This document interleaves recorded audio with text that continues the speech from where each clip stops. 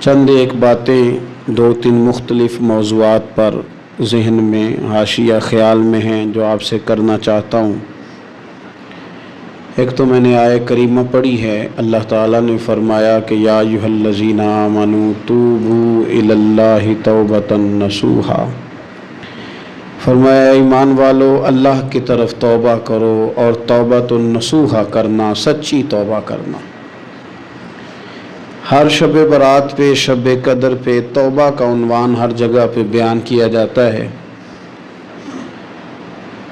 اس کی ایک خاص حکمت ہے، وہ یہ ہے کہ اسلام وہ خوبصورت مذہب ہے جس میں توبہ کا دروازہ ہمیشہ کھلا رہتا ہے۔ ہمارے ضمیر پر روز خود بخود اس بات کی دستک ہوتی ہے کہ یار تجھے ٹھیک ہو جانا چاہیے۔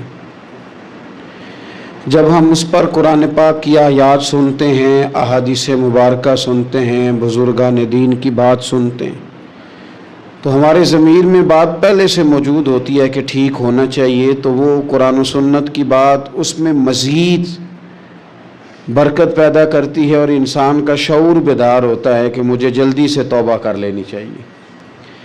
توبہ کا مطلب ہوتا ہے اپنے پچھلے تمام گناہوں سے اللہ کے حضور معافی مانگنا۔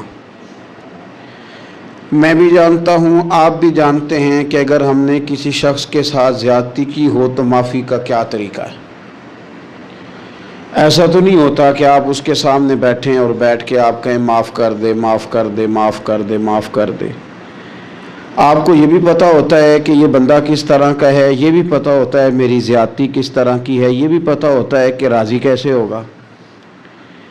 ہم وہ سارے لوازمات جمع کرتے ہیں، اور اگر ہمیں یہ پتہ ہونا کہ میرے اکیلے سے جانے سے یہ معاف نہیں کرے گا، تو اس شخص کو ساتھ لے جاتے ہیں جس کی وہ بات مانتا ہے، اور پھر ہم اس طرح سے منت کرنے کی کوشش کرتے ہیں کہ جیسے وہ شخص مان ہی جائے۔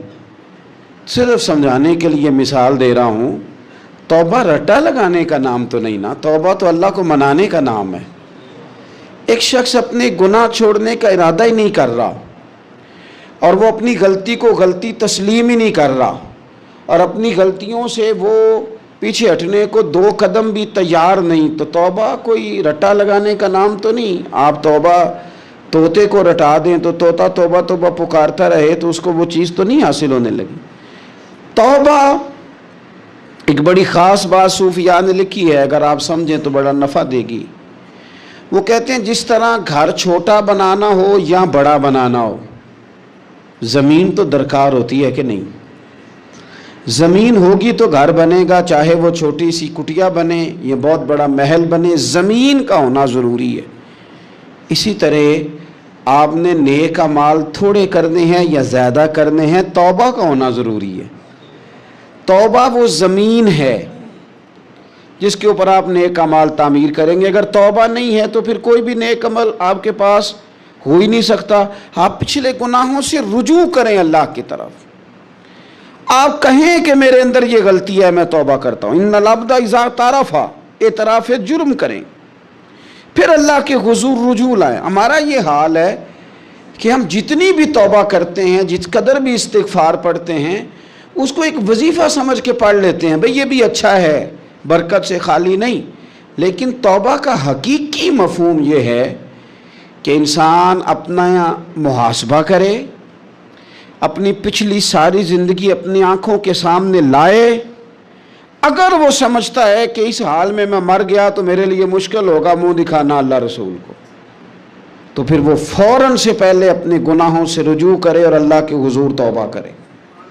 یہ توبہ کا مفہوم ہے۔ میرے رسول پاک صلی اللہ تعالیٰ علیہ وسلم نے اپنی امت کو اس طرف خاص رغبت حضور نے اپنی امت کی کرائی۔ رب بڑا مہربان ہے، بڑا ہی کریم ہے۔ وہ تو کسی بندے کی اونٹنی اگر کبھی گم ہو جائے صحرا میں، اور اس طرح گم ہو کہ پیسے بھی اونٹنی پہ ہو، کھانا بھی اونٹنی پہ ہو، کپڑے بھی اونٹنی پہ ہوں، علاقہ بھی صحرا کا ہو، اور اس نے کسی ٹہنی کے ساتھ باندھی ہو، پھر وہ سو جائے، سو کے اٹھے تو اونٹنی غائب ہو۔ اب وہ اتنا پریشان ہو کہ آگے پیچھے دائیں بائیں دیکھا تو پتہ چلا کہ اونٹنی تو غائب ہو گئی، نہ کھانا ہے، نہ پیسے ہیں، نہ کپڑے، نہ سواری ہے، علاقہ صحرا کا ہے، پیدل جا بھی نہیں سکتا. تو فرمایا جس طرح وہ بیٹھ کر موت کا انتظار کرنے لگتا ہے اور وہ منتظر تھا کہ اب موت ہی آئے گی، اب کوئی اور سہارا نہیں. فرمایا اچانک اگر اونٹنی سامنے آ جائے تو اسے کتنی خوشی ہوگی؟ یا رسول اللہ اسے تو بڑی خوشی ہوگی. فرمایا جب رب کا بندہ توبہ کرتا ہے تو اللہ کو اس سے بھی بڑھ کر خوشی ہوتی ہے کہ بندہ توبہ کر گیا، اپنے گھر واپس آ گیا ہے، اس نے بات مان لی ہے. ہمارا اصل مسئلہ احساس کا ہے، توبہ کا نہیں. جب تک اپنی غلطیوں کا بندہ محاسبہ نہیں کرتا، جب تک احساس پیدا نہیں کرتا، وہ محسوس نہیں کرتا کہ میں غلط ہوں، مجھے ٹھیک ہونا چاہیے، تب تک توبہ کا ہے. آپ دیکھیں نا صحابہ کرام کا مزاج کیا، چھوٹی چھوٹی چیزیں ہیں لیکن وہ دوڑ کے آتے ہیں، کہتے ہیں یا رسول اللہ غلطی ہو گئی، اور اپنے آپ کو پیش کرتے ہیں. ایک خاتون نے آ کے پیش نہیں کیا کہ یا رسول اللہ میرے پیٹ میں ناجائز بچہ ہے، مجھے پاک کر دیں. کوئی پکڑ کے نہیں لایا، کسی نے آ کے اسے گرفتار نہیں کیا، مقدمہ نہیں کرایا، پرچہ نہیں درج کرایا، 14 دن کے ریمانڈ کے بعد نہیں مانی، خود آئی اور آ کے کہا حضور میرے سے غلطی ہو گئی ہے، مجھے معاف کر دیں. تو رسول پاک صلی اللہ تعالیٰ علیہ وسلم نے بچے کی ولادت کے بعد اسے دوبارہ بلایا، کہا بعد میں آنا. وہ آئی، اسے سنسار کیا گیا. تو جب کسی شخص نے کہا نا کہ یہ تو بڑی نفس کے ہاتھوں گرفتار عورت تھی اور کتنا بڑا جرم کیا، تو پھر حضور نے پتہ کیا فرمایا؟ فرمایا چپ کر جاؤ، تم نے گناہ دیکھا ہے، تم نے اس کا احساس نہیں دیکھا. جب تک احساس گناہ اور احساس زیاں پیدا نہیں ہوتا، اس کی وجہ یہ ہے، امام غزالی رحمۃ اللہ علیہ فرماتے ہیں جو مومن ہوتا ہے نا، مومن وہ دھاگے کے برابر گناہ کرے تو وہ محسوس کرتا ہے کہ پہاڑ کے برابر گناہ ہے میرے اوپر، اور جو منافق ہوتا ہے نا وہ پہاڑ کے برابر گناہ کر کے کہتا ہے یہ تو دھاگے کے برابر ہے، محسوس ہی نہیں کرتا کہ میں نے اتنے جرم کیے ہیں. وہ تسلیم کرنے کو تیار نہیں ہوتا. جب تک تسلیم نہیں کرتا تب تک توبہ کا کوئی معنی سمجھ میں نہیں آتا. اور توبہ کریں تو پھر توبہ نہ، اور بھائی جس نے ماننا ہوتا ہے وہ تو اشارے سے بھی مان جاتا ہے، اور جنہوں نے نہیں ماننا نا، میں کئی دفعہ کہتا ہوں یہ میرا جو دور ہے یہ سیانے لوگوں کا دور ہے. سمجھدار زیادہ ہیں، اور سمجھدار بھی اس طرح کے سمجھدار نہیں جس طرح کا معاملہ فہم سمجھدار ہوتا ہے. سمجھدار چالاک قسم کے، اپنے حق میں سمجھدار اور اپنے ذہن کے مطابق فیصلہ کرنے والے لوگ. پھر ہم بہت ساری جگہوں پہ ٹامک ٹونیاں کھاتے ہیں. جس نے ماننا ہے اس نے اشارے سے بھی مان جانا ہے، اور جس نے نہیں ماننا اس نے کہنا مجھے 24 سال ہو گئے فلانی جگہ جمعہ پڑھتے پر میں ماننے کو تیار نہیں ہوا. نہیں نہ ماننا تو مجھے 20 سال ہو گئے فلانی جگہ جاتے آتے، بس نہیں ماننا تو پھر مزاج نہیں ہوتا. جس نے ماننا ہے، حضرت فضیل بن عیاض رحمۃ اللہ علیہ ڈاکو تھے، اور نرے ڈاکو نہیں تھے، ڈاکوؤں کے سردار تھے. تو ارشاد فرماتے ہیں کہ میرا طریقہ یہ تھا کہ میں ایک پورے قافلے کی صورت میں حملہ کرتا تھا تو لوگ ڈرا کرتے تھے اگر کہ فضیل بن عیاض کے ڈاکوؤں نے حملہ کیا تو پھر نہیں بچتے. ایک دن گزر رہا تھا تو ایک قاری صاحب آیت پڑھ رہے تھے، لا تقنطوا من رحمت اللہ، اللہ کی رحمت سے کبھی نا امید نہ ہونا. ان اللہ یغفر الذنوب جمیعا، بے شک وہ سارے ہی گناہ معاف کر دے گا. آپ فرماتے ہیں میرے دل میں بات اثر کر گئی. ماننا ہے نا، جس نے نہیں ماننا اس نے 6666 آیتوں کا ترجمہ پڑھ کے بھی توجہ نہیں کرنی. آپ ارادہ کریں نا، آپ اپنی دل کی زمین کو زرخیز بنائیں. فرماتے ہیں میں فوراً وہ آیت سنی تو میں رویا، اور میں حافظ صاحب کے پاس چلا گیا، ان سے اجازت لی، ان کے کمرے میں داخل ہوا. میں نے کہا آپ نے ابھی آیت پڑھی ہے کہ اللہ سارے گناہ معاف کر دے گا؟ تو جس بندے نے کئی سال ڈاکے ڈالے ہوں، بیٹیاں روتی رہتی ہوں پر وہ مال لے کے آ گیا ہو، مائیں واسطے دیتی رہتی ہوں پر وہ لوٹ کے نکل آیا ہو، اب جی اگر وہ بندہ بھی سچے دل سے توبہ کرے تو اللہ معاف کر دیتا ہے. تو آفا جی کہنے لگے میں کون ہوتا ہوں تمہیں کوئی تفسیر بتانے والا، میں نے تو قرآن کی آیت پڑھی ہے. میرا رب کہتا ہے لا تقنطوا من رحمت اللہ، تم نے مایوس نہیں ہونا، تم آ جانا، معافی مانگ لینا. ان اللہ یغفر الذنوب جمیعا، اللہ سارے گناہ معاف فرما دے گا. اللہ سارے گناہ، تو یہ تو اللہ فرما رہا ہے. فضیل بن عیاض کہتے ہیں میں نے کہا ختم ہو گئی بات، توبہ بھائی۔ واپس آیا تو وہ میرے ساتھ جو تھے نا ان سے میں نے کہا سردار نیا تلاش کر لو بھائی۔ اب ارادے بدل گئے، پروگرام کچھ اور ہو گیا۔ اب تو لوگ ہمیں تانے دیں گے، اب تو لوگ باتیں کریں گے کہ اوتھے کی لین جانا ہے۔ فضیل بن عیاض کہنے لگے بس بھائی توبہ کرنی، اب تم کوئی اور سردار تلاش کر لو۔ اور اوپر سے نہیں کہا، توبہ کی تقریریں نہیں کی، دوسروں کو میسج نہیں بھیجے اور لیکچر نہیں جھاڑے، رو کے کہا، درد سے کہا، دل سے کہا۔ تو وہ جو باقی کے تھے نا ان پر سردار کی بات کا اثر ہوا، کہنے لگے سردار ہم نے سردار نیا نہیں ڈھونڈنا، اگر چوریاں مل کے کی ہیں تو اب تو اس طرح تو نہ کر، توبہ بھی مل کے ہی کریں گے، اب اللہ اللہ بھی مل کے ہی کریں گے، اب بس تو اگر ادھر جائے گا تو ہم بھی تو جائیں گے نا۔ اللہ اکبر۔ فضیل بن عیاض کہتے ہیں ظاہر ہے مال لوٹا کرتے تھے، میں نے مسئلہ پوچھا علماء سے تو انہوں نے بتایا کہ یہ تو حقوق العباد کا مسئلہ ہے، جو لوٹا وہ تو واپس کرنا ہی پڑے گا۔ اب میں نے وہ پیسے جمع کیے، اب سارے تو میرے پاس تھے نہیں، جتنے میں دے سکتا تھا دیے، جو کھا چکا تھا وہ رہ گئے۔ ایک یہودی کے پیسے رہ گئے، اس کے گھر چلا گیا، میں نے جا کے اسے کہا میاں میں نے کر لیا توبہ، اور میں وہ فضیل بن عیاض ڈاکو ہوں جس کے تیرے گھر سے اتنا مال لوٹا تھا، میرے پاس پیسے کوئی نہیں، وہ پیسے لگ گئے، اب تو اس طرح کر مجھے معاف کر دے۔ وہ کہنے لگا نا جناب، یہ بھی کبھی کبھی ہوتا ہے، لوگ نا شرافت کو بزدلی سمجھ لیتے ہیں۔ فضیل بن عیاض سے کہنے لگا میں تو پیسے لوں گا، ایسے تو نہیں معاف کرتا۔ آپ فرمانے لگے پیسے تو کوئی نہیں، یہ سچی توبہ ہے۔ وہ کہنے لگا پھر اس طرح کرو میری اونٹوں کو چارہ ڈالو، پیسے پورے ہوئے تو چلے جانا۔ کل ڈاکو تھے، ابھی وہ تلوار چلانی آتی ہے، نیزہ چلانا آتا ہے، ڈٹنا آتا ہے، اعصاب مضبوط ہیں، مسئلہ کوئی نہیں، لیکن توبہ سچی کی ہے نا، یہ سچی توبہ والے لوگوں کا طریقہ ہے۔ اس سے کہہ سکتے تھے کہ جا جتھو لب دینی لے لے، تجھے کہا معاف کر دے، تو تیار ہی نہیں ماننے کو۔ حضرت فضیل بن عیاض کہنے لگے اگر اونٹوں کو چارہ ڈالنے سے تو معافی دیتا ہے نا تو میں تیرے اونٹوں کو چارہ ڈالنے کو بھی تیار ہوں۔ کیوں کہ راضی اللہ کو کرنا ہے، اپنے ضمیر سے بوجھ اتارنا ہے، بندوں کے سامنے سرخرو نہیں ہونا، اللہ کے حضور ہونا ہے۔ توبہ کا مطلب ہے رب کوئی بارگاہ میں سرخرو ہونا، بندوں کے سامنے نہیں۔ حضرت فضیل بن عیاض سے کہنے لگے ڈالیں گے تیرے اونٹوں کو چارہ، کیوں نہیں ڈالنا؟ 2-4 دن چارہ ڈالا تو وہ یہودی ایک دن کہنے لگا کہ یہ نا ٹھیکریوں سے بڑی ہوئی تھیلی ہے، یہ تو ذرا اٹھا کے لا۔ حضرت فضیل بن عیاض نے اٹھا کے اسے دی، جب اس نے کھولی تو اشرفیوں کی بھری ہوئی تھی۔ تو آپ فرمانے لگے تو کہہ رہا تھا ٹھیکریاں اٹھا کے لا۔ کہنے لگا میں تورات بڑی پڑھتا ہوں، عالم ہوں، میں نے تورات میں پڑھا تھا کہ مسلمان جب سچی توبہ کر لیں گے نا تو رب ٹھیکریوں کو بھی سونا بنا دیا کرے گا، پھر یہ مٹی کے ڈھیلے اشرفیاں بنا کریں گے۔ تو میں نا تیری توبہ چیک کر رہا تھا، یہ اس میں میں نے روڑے بڑے ہوئے تھے، لیکن تو اٹھا کے لایا تو تیری توبہ بھی سچی ہے اور تمہارا دین بھی سچا ہے۔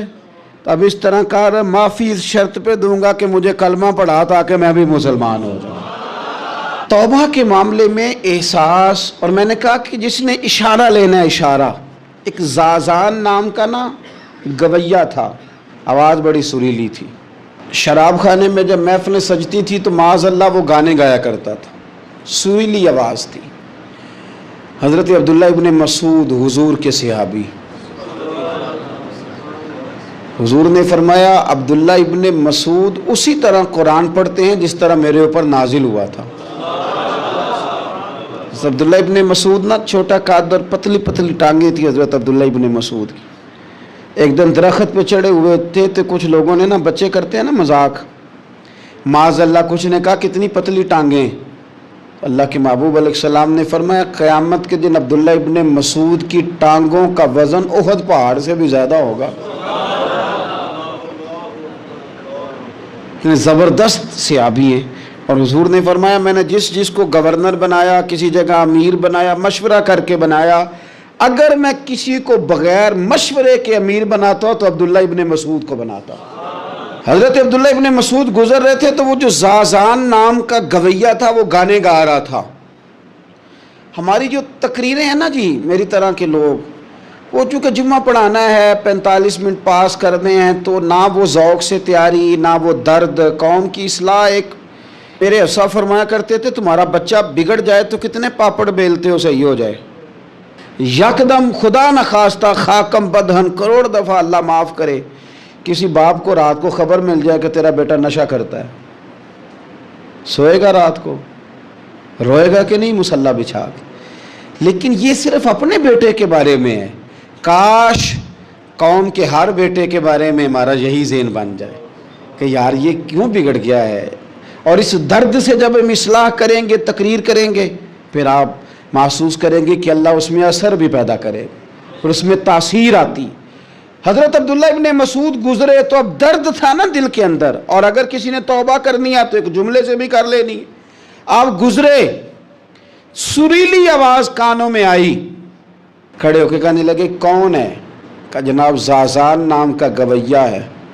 مصطفیٰ کریم کے شانوں والے غلام کی زبان سے لفظ نکلے، کتنی سونی آواز ہے، کاش یہ قرآن پاک کی تلاوت کرتا. اللہ اکبر، کاش کوئی ایسا ہو تو صحیح جو ہمیں کہے کہ کاش یار تو قرآن پڑھتا، کتنی سونی آواز ہے، کاش تو نعت پڑھتا. کوئی کہے تو صحیح، کوئی کہتا ہی نہیں. کوئی کہتا ہی نہیں کتنا سونا چہرہ ہے، کاش اس پہ داڑھی ہوتی. کوئی کہتا ہی نہیں میری ملت کے جوانوں کو. سینکڑوں لوگ ہیں. ایک بچہ مجھے ایک دفعہ ملا لاہور میں تو میرے گلے رکھ کے اس طرح رویا جس طرح کو بچھڑا ہوا روتا ہے. انہیں لگا پیر صاحب مر جان لگے ہیں، کوئی ساڑی اصلاح ہی نہیں کرتا، کھوب گئے گناہ میں، کوئی باں ہی نہیں پھڑتا. کوئی ملے تو صحیح جو ہمارے دکھوں کا مداوع کرے. کوئی نہیں، اپنی اپنی نفسا نفسی، کوئی بات بتانے والا ہی نہیں. میں اکثر دوستوں سے کہتا ہوں کہ بڑے شوق سے سن رہا تھا زمانہ تو ہم ہی سو گئے. داستان کہتے کہتے لوگوں کا دل کرتا ہے ان کی اصلاح ہو جائے، پر کوئی درد والا ہو، کوئی ایسی بات ہو تو تب ہے نا جی. ہائے ہائے.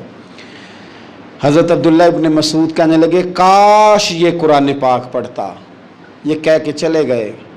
باہر وہ نکلا نا، جب سارے لوگ باہر نکلے اس معاذ اللہ بری مجلس سے، تو چیم گوئیاں ہو رہی تھیں کہ آج تو یہاں حضرت عبداللہ ابن مسعود بھی آئے تھے. تو زازان سے کسی نے کہا کہ آج نا حضرت عبداللہ ابن مسعود نے تیری آواز سنی، تیری آواز. تو وہ کہہ رہے تھے کاش اتنی سونی آواز سے قرآن پڑھتا تو مزہ آتا. کاش. وہ کہنے لگا نبی پاک کے صحابی نے میرا نام لیا ہے، گویہ ہو کے میرا ذکر کیا ہے. حضرت عبداللہ ابن مسعود نے میرا نام لے کے کہا ہے کہ کاش میں قرآن پڑھتا. اور میرے لیے کہا مصطفیٰ کے صحابی نے. حضور سے قرآن سیکھنے والے کی خواہش ہے کہ میں قرآن پڑھوں. دوڑے گئے.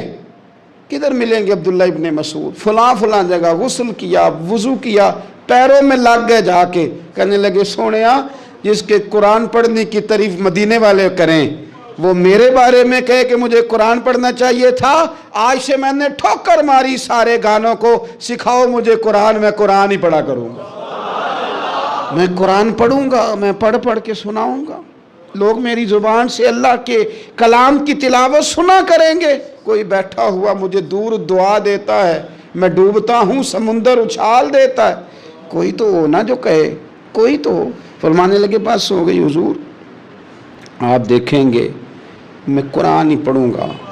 میری زبان سے اب اللہ کی کتاب کی تلاوت ہی ہو گئی، طے ہو گئی بات. تو کسی نے نصیحت لینی ہے توبہ کے لیے تو ایک جملہ بھی کافی ہے، ایک جملہ بھی.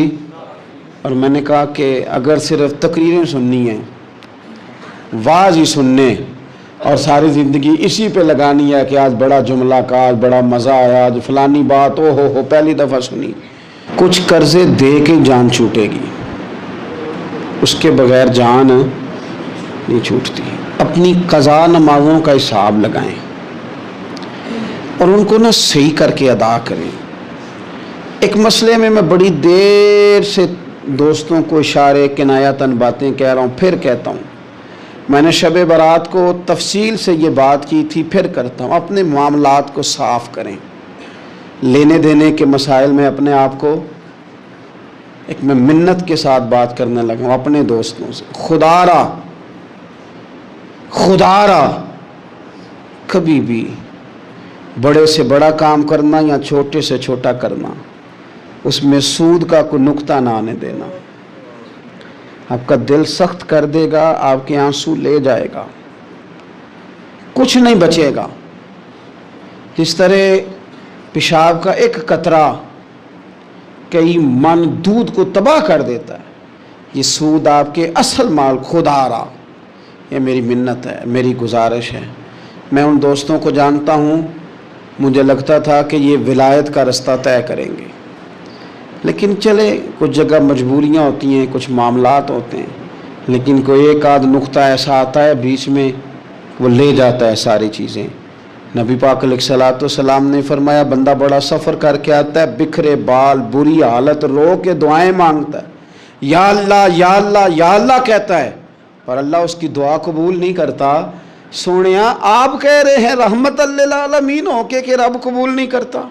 تو حضور نے فرمایا اس نے پہنا بھی حرام پیسوں کا، کھایا بھی حرام پیسوں کا، پیا بھی حرام پیسوں کا، جتنی مرضی مانگے پھر مالک اس کی دعاؤں کو مستجاب۔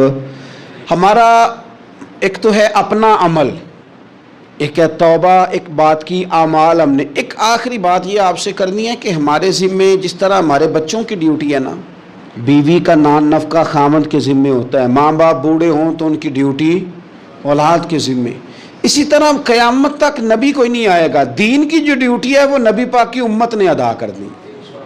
اور اللہ کیا فرماتے ہیں قرآن مجید کی سورہ محمد صلی اللہ تعالی علیہ وسلم، اللہ فرماتے ہیں یا ایھا الذین آمنوا ان تنصروا اللہ ینصرکم، اے ایمان والو اگر تم اللہ کے دین کی مدد کرو گے تو اللہ تمہاری مدد کرے گا، وَيُثَبِّتْ أَقْدَامَكُمْ، اور اللہ تمہارے قدموں کو جما دے گا، یعنی تمہیں مضبوط کر دے گا، تم مضبوط سے مضبوط ہوتے جاؤ گے۔ شرط کیا ہے؟ ان تنصر اللہ، اگر تم اللہ کے دین کی مدد کرو۔ اپنے مزاجوں میں نا اللہ کے دین کی مدد کا ذوق پیدا کریں۔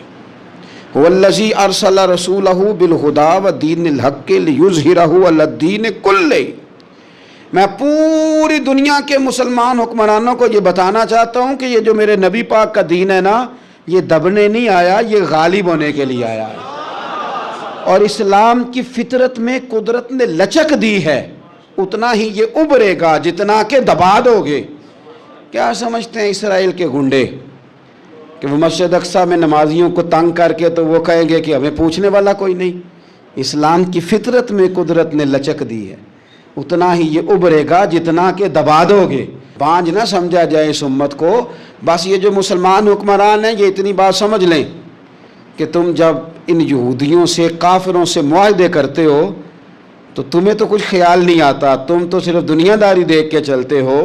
کاش بال بچہ دیکھتے ہوئے، مال دیکھتے ہوئے، ملک اور زمین دیکھتے ہوئے تم ایک دفعہ اللہ کا دین بھی دیکھو۔ یہ تمہاری ذمہ داری ہے، یہ نبی پاک نے ڈیوٹی لگائی ہے۔ اپنا اپنا کردار ہمیشہ دین کے لیے پیش کریں، اپنا اپنا کردار، وہ ضروری نہیں کہ چندے کی صورت میں ہی ہو۔ آپ کسی بے نمازی کو نماز کا مشورہ دیں، آپ نے دین کی خدمت کی۔ آپ نے ماں باپ کے نافرمان کو فرما برداری کا مشورہ دیا تو آپ نے دین کی خدمت کی۔ اگر آپ نے کسی بندے کو کہا یار تیرا قرآن پاک ٹھیک نہیں، چل قاری صاحب کے پاس، تیرا تلفظ ٹھیک ہونا چاہیے، کو آدھا گھنٹہ نکال کے سیکھ لے، یہ لفظ کہنے سے ہی آپ نے دین کی خدمت کی۔ میرے نبی پاک صلی اللہ تعالی علیہ وسلم نے فرمایا ایک جملہ بول کے جو دین کی دعوت دے گا، ایک ایک جملے پہ اللہ 1,000 سال کی عبادت کا ثواب دے گا۔